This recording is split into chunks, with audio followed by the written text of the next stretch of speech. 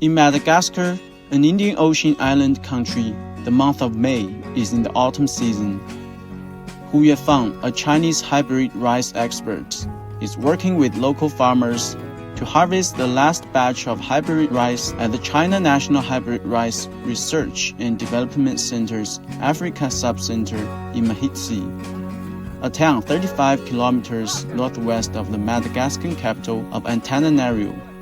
Rice growing is the main agricultural activity in Madagascar. However, due to lack of good seeds and farming techniques and infrastructure, rice production in Madagascar is unable to fully meet the food needs of its population. Since 2007, the country has been cooperating with China in the development of hybrid rice. In 2008, Hu left for the African island as an expert in hybrid rice technology.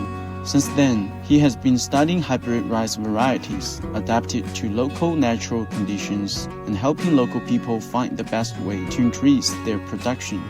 In 2010, Hu and his team successfully selected 3 hybrid rice varieties capable of achieving high yields in the country. 他们这个国家是海岛国家，分低海拔、中海拔和高海拔。